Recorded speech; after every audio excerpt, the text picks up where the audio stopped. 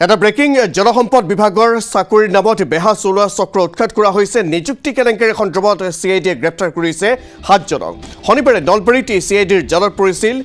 গুণমণি বৈশ্যৰ স্বীকাৰোক্তিৰ ভিত্তিত মুঠ 7 জনক গ্ৰেপ্তাৰ কৰিছে সিআইডিয়ে গ্ৰেপ্তাৰ হোৱাসকলৰ ভিতৰত আছে এগৰাকী মহিলাও চক্ৰটোৰ পৰা উদ্ধাৰ হৈছে ভুৱা নিযুক্তিপত্ৰ জালিয়াতিৰে প্ৰস্তুত কৰা জলসম্পদ বিভাগৰ সিলমোহৰো জব্দ কৰিছে সিআইডিয়ে চাকৰি প্ৰত্যাশীৰ পৰা চক্ৰটোৱে সংগ্ৰহ কৰিছিল লক্ষাধিক টকা বহু চাকৰি প্ৰত্যাশী পৰিছিল চক্ৰটোৰ জালত ঘটনা সন্দৰ্ভত 04/25 নম্বৰত গোচৰ ৰুজু কৰি অব্যাহত ৰাখিছে তদন্ত পুনৰ উল্লেখ কৰিছো এটা ব্ৰেকিং এই মুহূৰ্তত জনাইছো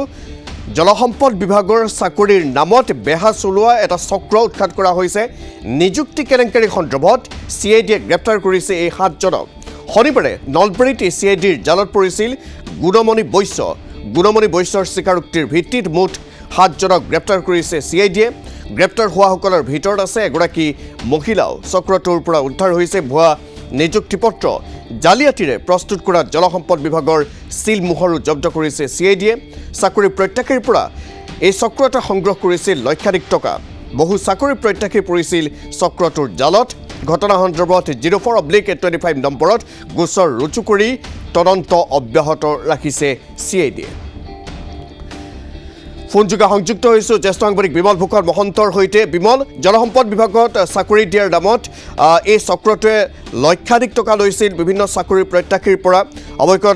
সিআইডিৰ জালত পৰিছে সবিশেষ তথ্য আপোনাৰ পৰা জানিব বিচাৰিছো আৰু কোন কোন জড়িত হৈ থাকিব পাৰে সিআইডিয়ে কি তথ্য এতিয়ালৈকে লাভ কৰিছে সবিশেষ আপোনাৰ পৰা ইতিমধ্যে 2025 চনত এটা গোচৰ ৰুজু হৈছিল আৰু 4/2025 আৰু এই গোচৰটো ইতিমধ্যে অসম আৰক্ষীয়ে বা সিআইডি অনুসন্ধান কৰি ইতিমধ্যে তাক অভিযোগনামা দাখিল কৰিছিল কিন্তু পৰৱৰ্তী পৰ্যায়ত দেখা পোৱা গ'ল যদিও অভিযোগনামা দাখিল কৰা সেই গোচৰটোত ইতিপূৰ্বে 6 জনকৈ লোক গ্ৰেপ্তাৰ হৈছিল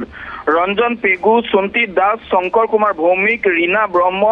জাকাৰিয়া আহমেদ আবু হানিফ চৌধুৰী এই যি 6 জনক গ্ৰেপ্তাৰ কৰি ইতিমধ্যে চাৰ্জশ্বিট দাখিল কৰিছিল সেই গোচৰটো আৰক্ষীয়ে তদন্ত সামৰিছিল কিন্তু 2025 চনৰ গোচৰটোৰ পৰৱৰ্তী পৰ্যায়তো দেখা পোৱা গ'ল যে যদিও সেইজন 6 জন লোকক গ্ৰেপ্তাৰ কৰা হৈছিল কিন্তু সেই একেটা প্ৰক্ৰিয়াৰে এনেধৰণে ভুৱা চাকৰি দিয়াৰ যিটো আচলতে প্ৰক্ৰিয়া এই প্ৰক্ৰিয়াটো কিন্তু অব্যাহত ৰাখিছে আৰু এই অব্যাহত ৰখা আকৌ এনে কিছুমান খবৰ আহিল যে এই চাকৰি দিয়াৰ নামত প্ৰায় 2 লাখ কাৰোবাৰ বা 3 লাখ কাৰোবাৰ 4 লাখ এনেধৰণে ধন লৈ চাকৰি দিয়াৰ এটা প্ৰক্ৰিয়া আৰম্ভ হৈছিল আৰু এই প্ৰক্ৰিয়াটোতেই পুনৰ গুণমণি বৈশ্য নামৰ এজন লোকক আৰক্ষীয়ে আটক কৰিলে গুণমণি বৈশ্য নামৰ এই যি নলবাৰী বেলখৰৰ যিজন যুৱক আৰু নলবাৰী বেলখৰৰ খলুৱা নামৰ এটা অঞ্চলৰ তেওঁ যুৱক আৰু সেই যুৱকজনক গ্ৰেপ্তাৰ কৰাৰ পিছতে পোহৰলৈ আহিল যে তেওঁলোকে এটা চক্ৰ মিলি আৰু কেইবাজনো লোকক এই জলসম্পদ বিভাগত এনেধৰণে তেওঁলোকে চাকৰি দিয়াৰ নামত তেওঁলোকে ধন সংগ্ৰহ কৰিছে এতিয়াও এই গুণমণি বৈশ্যৰ লগৰ যিকেইজন যুৱককেইজন এতিয়াও অব্যাহত তেওঁলোকে এতিয়াও এই কাম কৰি আছে তেওঁৰ লগতে নামনি অসমৰ বহু কেইখন জিলাত এই কামটো চলিছে সমান্তৰালকৈ বৰাক উপত্যকাটো চলিছে আৰু বৰাক উপত্যকা আৰু নামনি অসমৰ যিকেইজন লোকে এই প্ৰক্ৰিয়াটো বৰ্তমানো তেওঁলোকে চলাই গৈছে তেওঁলোকৰ বিৰুদ্ধে সিআইডিৰ অভিযান অব্যাহত আছে আৰু যিকোনো সময়ত এই যিকেইজন গুণমণি বৈশ্যৰ লগতে তেওঁলোকৰ এই কাম চলাই যোৱা যিসকল লোক তেওঁলোকৰ বিৰুদ্ধে আৰক্ষী অভিযান আৰম্ভ কৰিব আৰু তেওঁলোকক গ্ৰেপ্তাৰ কৰিব কিন্তু আটাইতকৈ ডাঙৰ কথাটো হ'ল আপুনি শুনি আচৰিত হ'ব এই যি আচলতে 3 লাখ 4 লাখ টকা লৈ বিভিন্ন সৰু সৰু পোষ্টত তেওঁলোকক এপইণ্টমেণ্ট দিয়া হৈছিল তেওঁলোকে এপইণ্টমেণ্ট লেটাৰ লৈ তেওঁলোকে যোগদান কৰিবলৈ গৈছিল চাকৰিত আৰু চাকৰি যোগদান কৰিব যাওঁতে এই এপইণ্টমেণ্ট লেটাৰটো যে ভুৱা আছিল এই কথাটো গম পাই তেওঁলোকে পৰৱৰ্তী পৰ্যায়ত চাকৰি জইন কৰিবলৈ নিদিয়া বুলি ভাবি তেওঁলোকে উচ্চ ন্যায়ালয়ত PIL দাখিল কৰিছে ভাবি চাওক উচ্চ ন্যায়ালয়ত তেওঁলোকে PIL পৰ্যন্ত দাখিল কৰিছে যে তেওঁলোকক চাকৰি যোগদান কৰিবলৈ দিয়া হ'ল তেওঁলোকৰ কিন্তু চাকৰিখিনিয়ে অবৈধ আৰু সেই কাৰণে ইতিমধ্যে ক্ৰিমিনেল কনস্পাইৰেচি চিটিং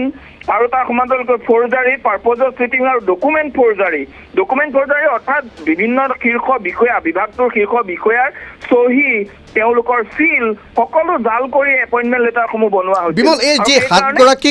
7 গৰাকীক যিহেতু তেওঁলোকক গ্ৰেপ্তাৰ কৰা হৈছে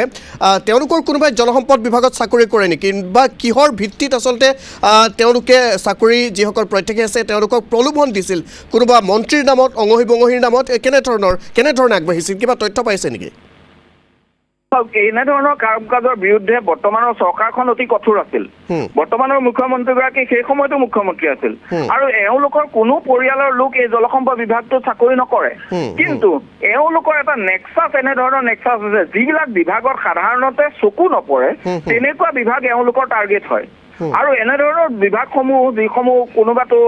যিসমূহ সাধাৰণতে চকুত নপৰা বিভাগ অসম চৰকাৰৰ সেই বিভাগসমূহত এই চাকৰি দিয়াৰ নামত তেওঁলোকে ধন সংগ্ৰহ কৰে তাৰ বিনিময়ত তেওঁলোকে ডকুমেণ্ট ভেৰিফিকেশ্যন প্ৰচেছ হয় তাৰপিছত তেওঁলোকৰ এপইণ্টমেণ্ট লেটাৰ প্ৰচেছ হয় এপইণ্টমেণ্ট লেটাৰ চৰকাৰী এপইণ্টমেণ্ট লেটাৰৰ নিচিনাকেই ঠিক এনেধৰণে আহে আৰু সেই এপইণ্টমেণ্ট লেটাৰ চৰকাৰৰ যেনেদৰে মেইল যোগে আহে বা পাব্লিছ হয় পেপাৰত এনেধৰণে তেওঁলোকে পাব্লিছ নকৰে কিন্তু তেওঁলোকে সকলোকে মাতি আনি এটা স্থানত এপইণ্টমেণ্ট দিয়াৰ ব্যৱস্থা কৰে আজব কাৰবাৰ আৰু এই কাৰবাৰ কৰা যিসকল লোক তেওঁলোকে এজন কেণ্ডিডেটৰ পৰা নাই কমেও 3 লাখ 2.5 লাখ পৰ্যন্ত টকা লয় আৰু কোৰ্ট গেট পোষ্ট সেইসমূহ গতিকে সকলোৱে ইমান নাভাবে বা তেওঁলোকে চিন্তাও নকৰে কিন্তু প্ৰকৃততে দেখা পোৱা গৈছে এতিয়াও বহু লোকে এই কাম কৰি আছে আৰু সেইসকল লোকৰ বিৰুদ্ধে CIDৰ যি অভিযান সেই অভিযান অব্যাহত আছে 25 চনৰ অভিযোগনামা দাখিল কৰা গোচৰটো এতিয়া যিহেতু আকৌ মুকলি হৈছে তাৰ মানে CIDয়ে কোনটো পৰ্যায়লৈ আগবঢ়াৰ পৰিকল্পনা কৰিছে সেইটো অনুমান কৰিব পৰা নিশ্চয় সকলোৱে অনুমান কৰিব পাৰিছে গতিকে যিকোনো পৰ্যায়লৈ CID এবাৰ যাবলৈ সাজু হৈছে ঠিক আছে বিমল ধন্যবাদ জ্ঞাপন কৰিছো সমগ্ৰ বিষয়টো সন্দৰ্ভত সবিশেষ তথ্যখিনি জনোৱাৰ বাবে